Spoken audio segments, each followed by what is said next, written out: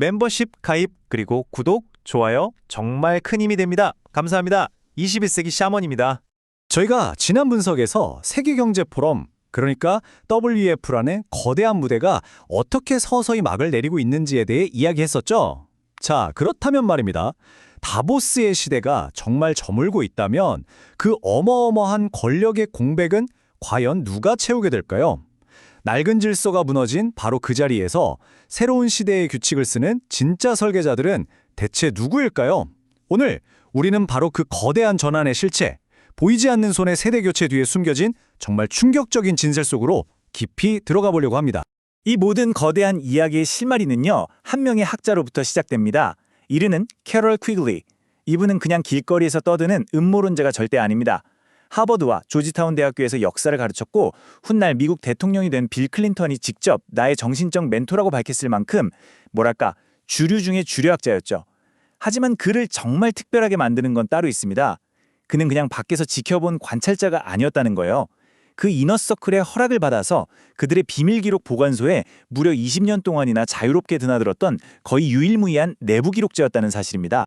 1966년에 퀴글리는 1300페이지가 넘는 그의 필생의 역작, 비극과 희망을 세상에 내놓습니다.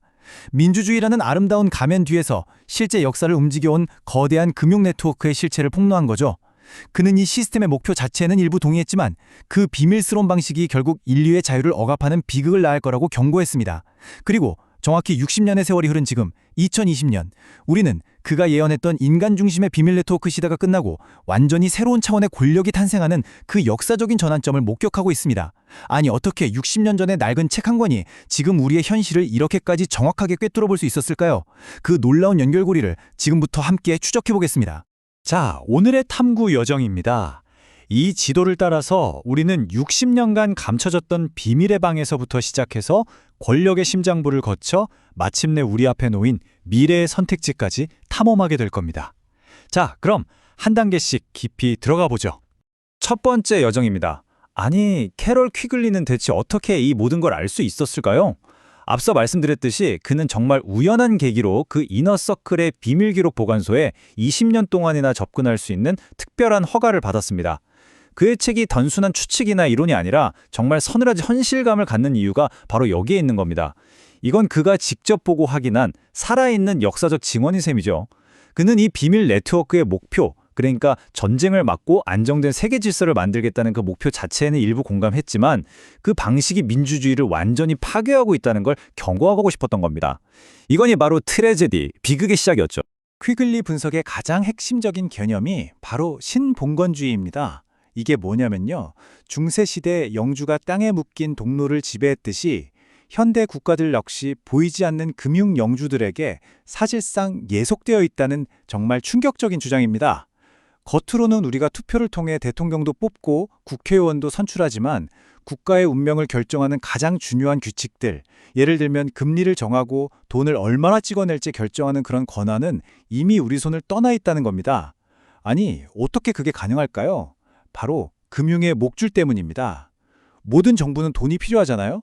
그런데 그 돈의 가치와 흐름을 통제하는 중앙은행, 그리고 그 중앙은행들의 중앙은행격인 스위스 바젤의 국제결제은행, BIS 같은 초국가적 조직이 맨 위에서 각국의 정책을 조용히 조종하는 구조라는 거죠. 이 관점에서 본 인적 네트워크의 설계도는 정말 정교합니다. 시작은 영국의 거물이었던 세실 로즈의 꿈에서 출발해요. 영미 엘리트들이 중심이 된 비밀 결사를 통해서 세계를 안정적으로 이끌겠다는 비전이었죠. 이걸 실현하기 위해서 라운드 테이블이라는 핵심 그룹이 만들어졌고요. 하지만 이들은 절대 대중 앞에 나서지 않습니다.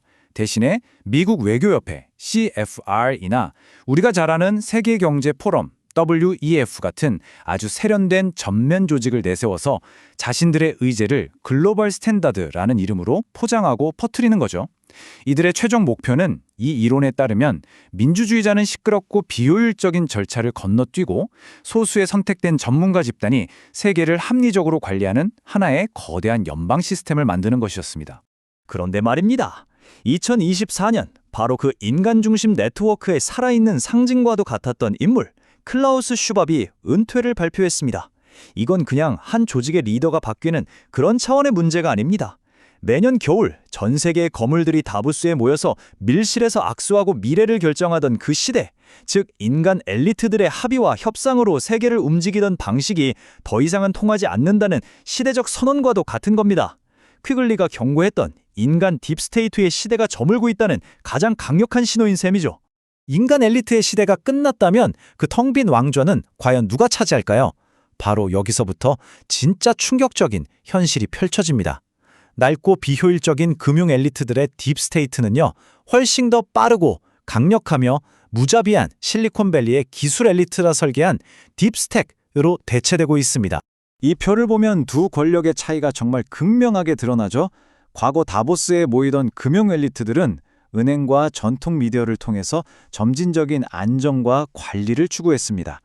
반면에 피터 틸, 일론 머스크처럼 초창기 페이팔을 만들었던 이들을 부르는 페이팔 마피아는 완전히 다릅니다.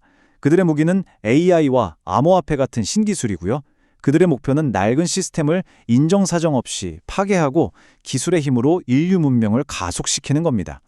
인간의 느린 합의가 아니라 코드와 알고리즘으로 강제하는 절대적 효율성의 시대가 오고 있는 거죠. 이 새로운 기술, 엘리트의 권력 장악 시나리오는 크게 두 단계로 진행됩니다. 첫째, 낡고 비효율적인 인간 중심의 관료제를 무너뜨리는 파괴. 그리고 둘째, 그 폐허 위에 누구도 거스를 수 없는 알고리즘 국가를 건설하는 창조.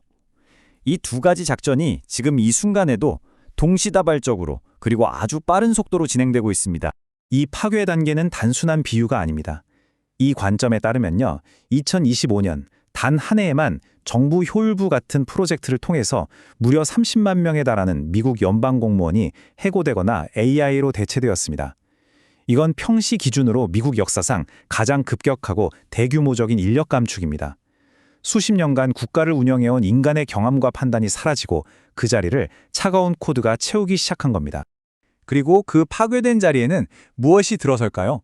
바로 이 슬라이드가 그 창조 단계를 보여줍니다. 공무원들이 떠난 빈자리는 다른 인간으로 채워지는 게 아닙니다. 대신 제네시스 미션이라는 이름 아래 국가안보국과 에너지부의 슈퍼컴퓨터가 오픈 AI, 구글 딥마인드, 그리고 피터 틸의 팔란티어 같은 기업의 AI와 직접 연결됩니다. 팔란티어의 소프트웨어는 75개로 나뉘어 있던 군사 시스템을 하나로 통합하고 복잡한 이민 정책을 자동화하는 일종의 정부 운영체제, GovOS가 되는 거죠. 이건 국가가 하나의 거대한 소프트웨어 플랫폼으로 변모하는 순간을 의미합니다. 자, 그렇다면 모든 것을 중앙에서 통제하고 관리하는 AI가 이 새로운 국가의 엔진이라면 우리 인류에겐 브레이크는 없는 걸까요? 모든 것을 통제하려는 이 거대한 기술적 힘에 맞설 방법은 정말 없는 걸까요? 이 이론은 그 해답이 바로 정반대의 정치적 속성을 가진 또 다른 기술에 있다고 말합니다. 페이팔 마피아의 설계자 피터 틸의 핵심 철학이 바로 이겁니다. 기술은 결코 정치적으로 중립적이지 않다는 것. AI는 필연적으로 권력을 한 곳에 집중시킵니다. 왜냐하면 전 세계의 데이터를 한 곳으로 모을수록 더 똑똑해지니까요. 이건 완벽한 기술 독재로 이어질 수 있는 아주 위험한 길입니다. 반면에 블록체인 기술에 기반한 암호화폐는 데이터를 수많은 참여자에게 암호화해서 분산시키죠. 중앙의 통제로부터 개인의 자산과 자유를 해방시키는 겁니다. 우리 시대의 가장 거대한 이념적 충돌이 바로 이 두 기술 사이에서 벌어지고 있는 겁니다. 이 거대한 기술적 충돌 속에서 미국 정부는 마침내 방향을 정했습니다. 더 이상 암호화폐와 싸우지 않습니다. 2020년 세이프하버라는 새로운 규정을 통해서 탈중앙화된 암호화폐 프로젝트들이 합법적으로 성장할 수 있는 말 그대로 고속도로를 열어주었습니다. 이것은 정부가 블록체인을 낡은 금융 시스템을 대체할 새로운 핵심 인프라로 공식 인정한 정말 역사적인 전환점으로 해석될 수 있습니다. 바로 여기에서 우리는 AI 시대의 가장 근본적이고 어려운 질문과 마주하게 됩니다. AI가 수백만, 수천만 개의 가짜 SNS 계정과 이메일, 신분증을 단 1초 만에 만들어낼 수 있다면, 즉 10일 공격이 일상화된다면 우리는 온라인상에서 어떻게 진짜 인간과 AI를 구별할 수 있을까요? 어떻게 공정하게 자원을 나누고 민주적인 투표를 할 수 있을까요? 이 인간 증명의 문제는 새로운 시대의 아킬레스건입니다. 이 인간 증명이라는 거대한 난제를 풀기 위해 설계된 네트워크가 바로 이 지점에서 마지막 퍼즐 조각처럼 등장합니다. 바로 파이 네트워크입니다. 1750만 명이 넘는 KYC, 즉 신원 인증을 마친 실제 인간 사용자. 이건 AI가 절대로 흉내낼 수 없는 검증된 인간으로만 구성된 세계 최대의 소셜 그래프입니다. 이 관점에 따르면 전 세계 수많은 사람들의 스마트폰에 이미 설치된 이 파이 지갑은 미국 정부가 추진하는 새로운 디지털 달러 시스템을 전 세계에 가장 빠르고 효율적으로 보급할 수 있는 완벽한 트로이 목마가 될 수 있다는 겁니다.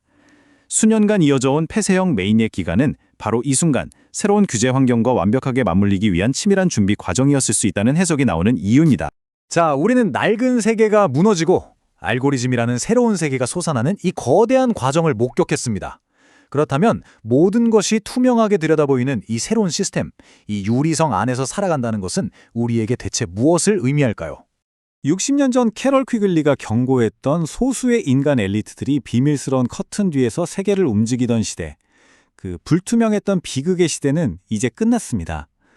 우리는 이제 모든 것이 데이터로 기록되고 알고리즘으로 결정되는 새로운 창세기의 새벽에 서 있습니다. 그리고 그 미래는 아직 완성되지 않았습니다. 희망은 이제 우리 각자의 선택에 달려 있습니다. 이 분석의 핵심 메시지는 바로 이것입니다. 모든 행동이 데이터가 되고 모든 판단이 효율성으로 평가받는 이 투명한 유리 세계 속에서 기계가 결코 가질 수 없는 우리 인간 고유의 능력, 즉 논리를 넘어선 직관으로 스스로 생각하고 다른 영혼과 깊이 교감하며 진실 앞에서 가슴이 떨리는 공명의 능력이야말로 우리가 지켜야 할 마지막 자유의 영토라는 겁니다. 마지막으로 이 질문을 남깁니다. 이 거대한 알고리즘 국가 안에서 당신은 시스템이 정해준 값을 입력하고 예측 가능한 결과를 받아들이는 하나의 부속품으로 남으시겠습니까? 아니면 이 모든 구조를 꿰뚫어보고 기계가 제시하는 답을 넘어 진실을 관찰하며 흔들리지 않는 생각의 주권을 지키는 존재가 되시겠습니까? 항상 투명한 진리를 탐구하십시오. 21세기 샤먼이었습니다.